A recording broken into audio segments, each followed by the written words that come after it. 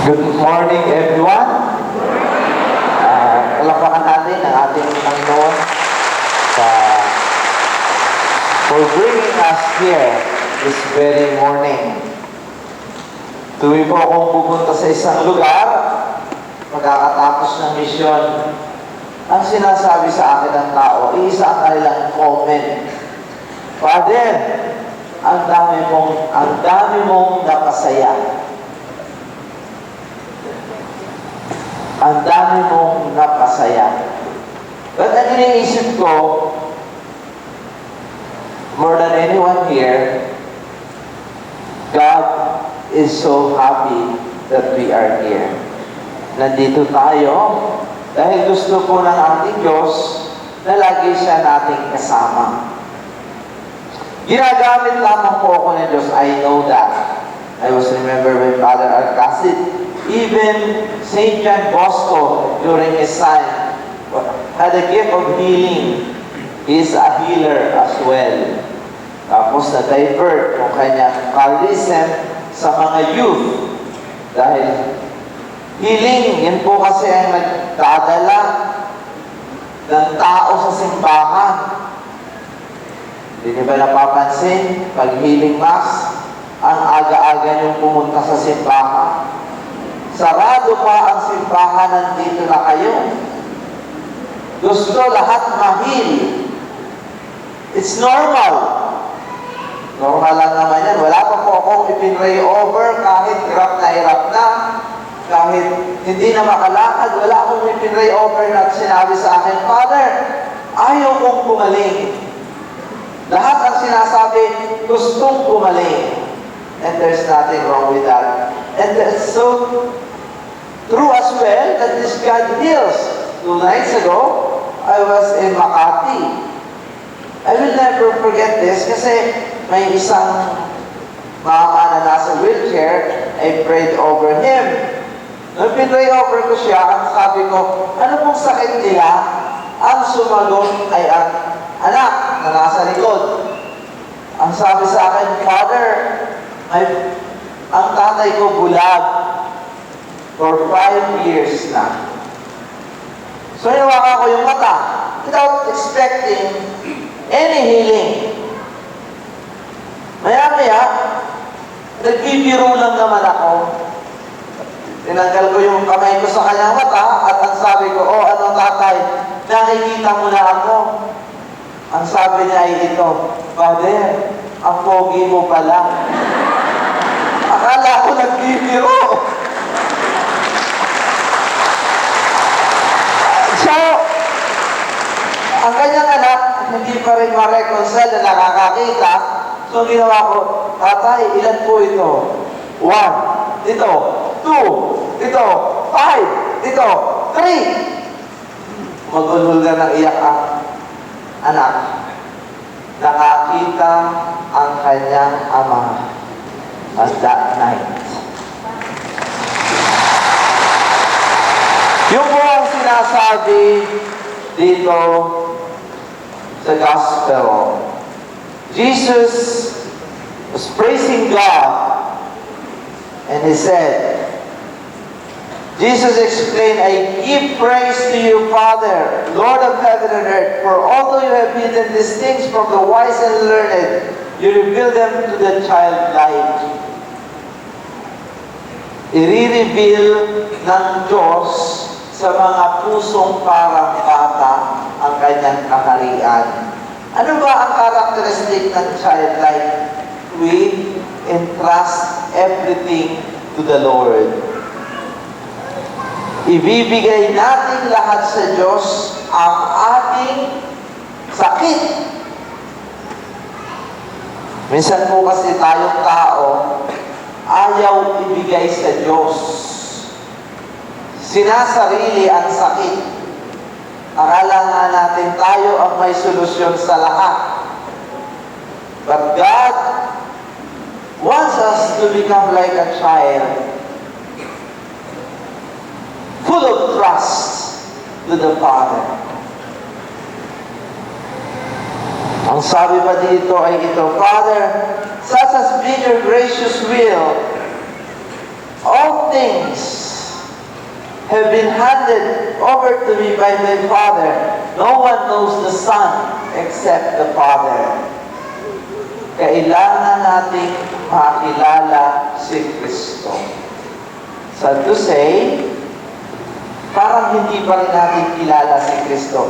Bakit hindi ba natin nakikilala si Kristo ng lubusan? Maraming factor. Especially nowadays, we are information overload. Napakaraming iskandalo na nagpapalayo sa atin sa Diyos. Ako nga ay nalulungkot ngayon sa iskandalo ng mga obispo. Montero, SUV.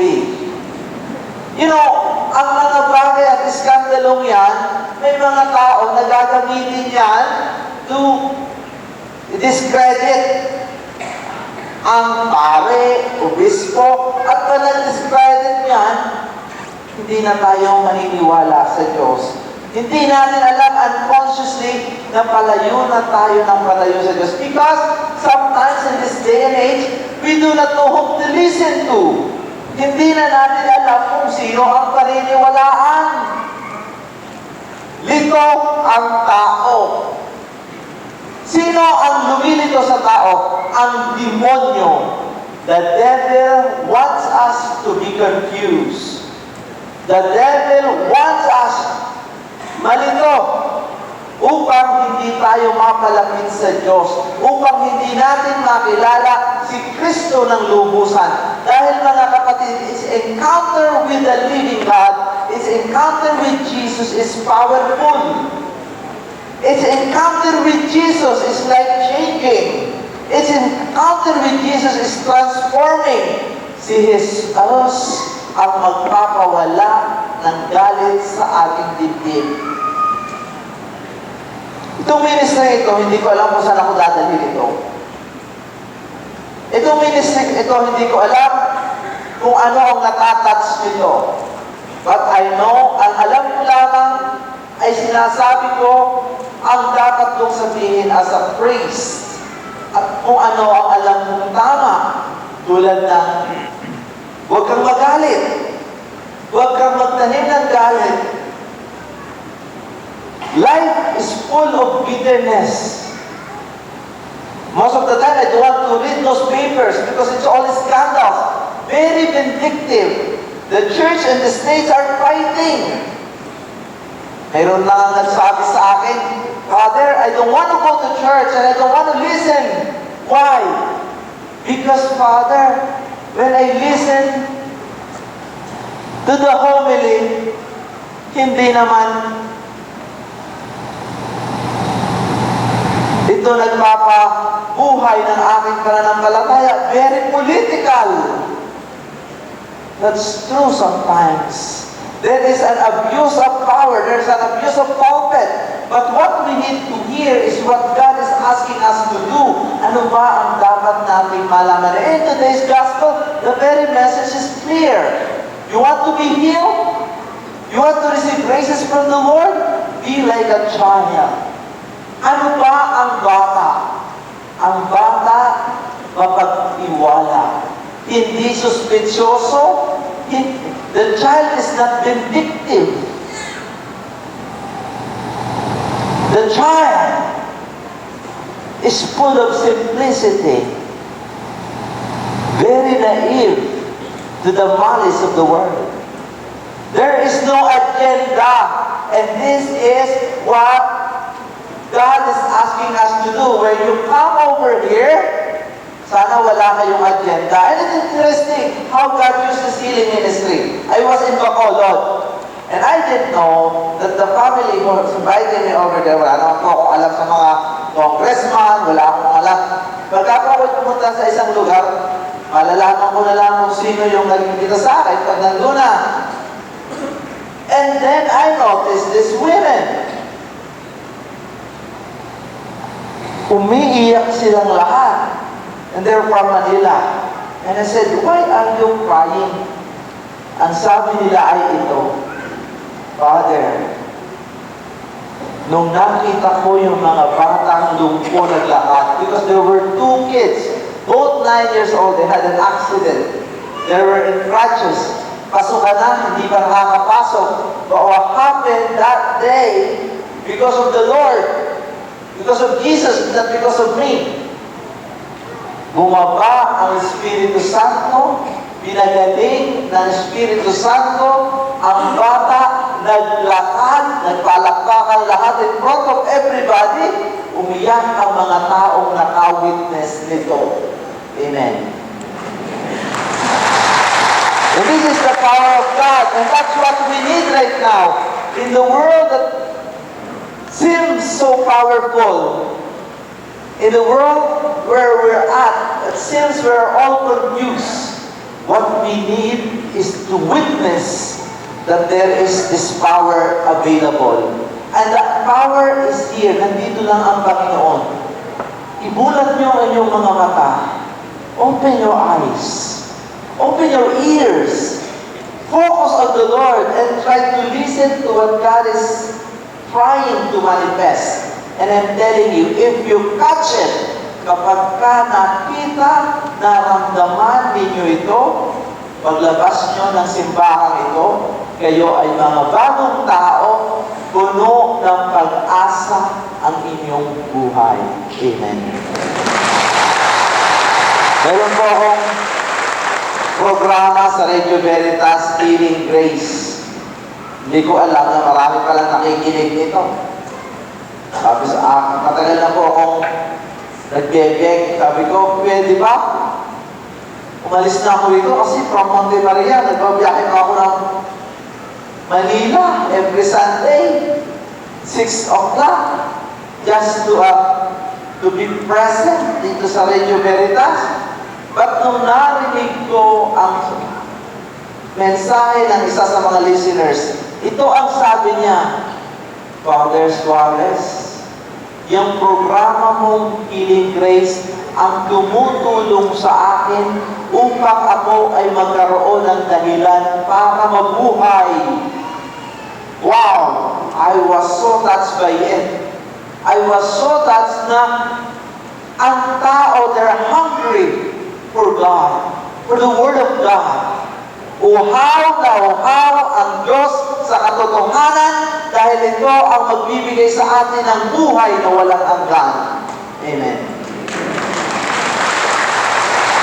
Uhaw na uhaw ang tao na makarinig ng salita ng Diyos. Salitang magbibigay buhay. Salitang magpapalakas ng loob. Salitang magbibigay ng pag-asa. And this is the ministry of healing. Especially in our country where we're deprived with health care. Sa Amerika, sa ibang bansa, pagka kayo nagkasakit, libre. Dito, pagka kayo nagkasakit, napakamahal. Lahat ng inipon mo, ubos. Ano na lang ang mangyayari sa mga mahihirap? So what this ministry is offering is what's called a glimpse of hope.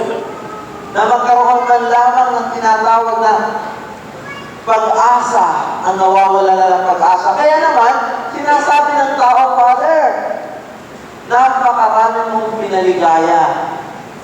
But I want you to know, it is the Lord. It is Jesus. Alam kasi niya, marami sa atin problemado. Alam niya, marami sa atin ang hihina na ang loob. Ang karamihan po sa atin hindi alam kung may solusyon pa ang kanilang problema. Na sila ay gagaling. Pero pag narinig niyo mga kapatid, ang katotohanan, hindi lang kayo may sakit. Hindi porke kayo po'y nagka-cancer na diagnose ng stage 4, mamamatay na kayo. Marami man po ang mauna sa inyo, huwag kayong matakot. But what I'm saying here is, just pagpatuloy niyo ang buhay. Alam niyo yung bata, pag may sakit, tingnan niyo. Ang iyak ng iyak yung ina. Ang bata, laro ng laro. Ang ina, iyak ng iyak, habang yung bata, pag nilaro mo, tawa ng tawa. Ito po ang gusto ng Diyos. God wants us to become like a child. Iniaasa ang lahat sa magulang. Gusto po ng Diyos, iasa natin lahat ang ating problema sa Kanya. Bakit? That is His very role. The role of our God is to help us. I want you to know that. He is happier kapag kayo'y nagbigay ng problema sa Kanya at ito ang Kanya sasabihin, ay salamat, natuto ka rin, binigyan mo ako ng trabaho. Yan ang Diyos. Isa sa lagi ka, alam niyo, pag ako may problema, nagtataka ang tao, bakit daw mas maaliwala sa aking mukha? Sabi ko kasi may Diyos. At ang ating Diyos, gusto ko ayaw tayo ng problema. Bakit ayaw ng Diyos tayo ng problema? So that we can praise Him. So that we can glorify Him. Like Jesus. Jesus, when He was on this earth, wala siyang ginawa kung hindi magpuri at magpuri at magpuri sa Diyos. Siguro yan ang kulang sa ating mga tao. Ang ginagawa natin, walang ginawa kung hindi magreklamo, magreklamo. Balitan nyo yan. Instead na kayo'y magreklamo, kasi pagka kayo nagreklamo, kayo mamumroblema. Pagka po kayo nagpuri sa Diyos, mga kapatid, ang mangyayari sa inyo ay ito. Hindi po kayo tatanda. Kayo po'y gagandang lahat. Yan ang gusto ng Diyos. Gumanda lahat ang tao. Dahil alam ng Diyos, mahal ang magpaganda. Totoo. Hindi niyo ba napapansin? Napakamahal. Try to think of it. Yung ginagastos ninyo sa pagpapaganda, mas mahal pa yan sa ginagastos nyo sa pagkain. Amen? Pero ang sikreto lang naman dito, ito. Wala pang gastos, just be like a little child. Entrust everything to the Lord, and you will see in Psalm 36, trust God, and you will see God will act. Amen. Yun po ang gusto ng Diyos. At pag narinig natin ito, isinabuhay natin ito, walang problema.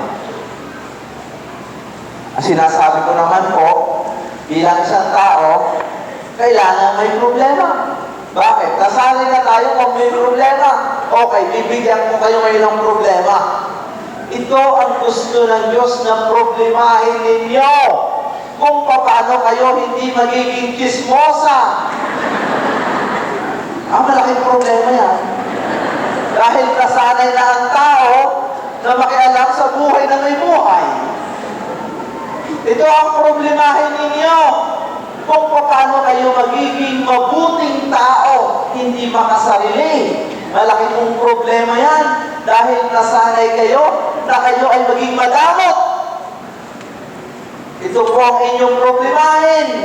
Kung paano kayo magiging mapagbigay. Hindi magiging self-righteous. Kasi nasanay na ang tao na kayo lamang ang gusto'y laging tama. Hindi nyo ba napapansin? Kung gusto kayo magsalita, parang kayo na lang ang magaling, kayo lang ang tama, kayo ang marunong, forever and ever. Amen. Yan ang problemahin nyo ngayon at malaki ang problema. Kayo palakpakan ng palakpakan. Hindi po ako nagsasalita para kayo pumalakpak. I'm telling you the truth. This is so that we will be able to live life to the full. God wants us all to be happy and to have a community of peace. Dahil awang-awa na sa atin ng Diyos. Are you not noticing our country? The only country in the world, Catholic. Napakaraming Katoliko, maraming kurang. Ewan ko ba, tuwing naman mag-i-eleksyon, tayo nagdadasal. Ang buong kapuluan, nagpapasting, nagdadasal. Pero pagkatapos ng eleksyon, para na natin sinasabi, Nagkamali yata ako ng ibinoto. I do not know. But my dear sisters and brothers, we are all responsible. Huwag nating ipaubaya ang ating sarili sa mga politiko lamang, o sa mga namumuno, o sa mga pare. We are responsible to our salvation. Because salvation is singular. You cannot save others. You can only save yourself. And this is what God is asking us and challenging us today. Okay, wala na kayong problema, pagagalingin kayo lahat ng Diyos. Ngayon, ang problemahin lamang natin, how can we be holy? And I'm telling you, this will lead you to everlasting life. Amen. Salamat sa Diyos. Please stand right now. We're going to ask God to help us. Humingi po tayo ng awa at tulong sa Diyos na sana tayo ay maging mabuting tao. Hingi po tayo ng awa sa Diyos na sana tayo ay maging... We will be having a general healing prayer. We just received the Lord, so let us continue our prayer, especially for healing. We just received Jesus in the Eucharist. So put your right hand sa parte na inyong katawan na may sakit. Merciful and loving God, we just received the Lord Jesus, our healer. So please touch each and everyone here. Lord, marami dito may sakit. Hipuin mo po sila mula ulo hanggang paa. Yung mga may diabetes, may arthritis, may cancer, yung mga na-stroke, na-paralyzed, kung may mga tumor, Lord, heal them. Yung may mga kidney failure, Lord, heal them right now. May mga tao dito, may fracture sa bone, suffering from so much pain, Lord, heal them. Touch their knees, yung mga may gout, may Parkinson's, may heart ailments, may lymphoma, may emphysema, may emotional problem, may osteoporosis. Lord, heal them. Yung mga may pancreatic disease. Those are suffering from heart ailments, blocked arteries in their hearts. Yung kung hindi magkaanak, Lord, albisan mo sila ngayon. Yung mga may goiter, mga muscle pain, may body pain, may rheumatism. That's their eyes. Mga blurry vision, may glaucoma, may cataract, their ears. Those who cannot hear, may tinnitus, may vertigo. Those who have asthma, may skin allergy. Lord, heal them one by one. Mga may autism, hilpuin mo po sila. Mga may psoriasis, suffering from depression, bigyan mo po sila ng peace of mind. Mga may colon cancer, those who cannot walk, those who cannot hear, may problem sa kanilang jaw, Lord, heal them. Mga may varicose vein, mga lung tumor, heal them right now, one by one. Yun din po may mga galit sa dibdib. Those who cannot forgive, victim of abuse, mental, physical abuse, Lord, heal them right now. As we ask the intercession of the Blessed Virgin Mary, as we pray. Hail Mary, full of grace, the Lord is with you. Blessed are you among women, and blessed is the fruit of your womb, Jesus.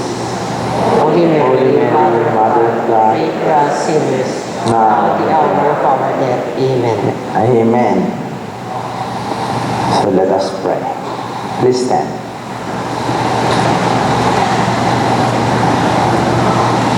Lord our God, and help of human weakness, show our sick brothers and sisters the power of your loving care.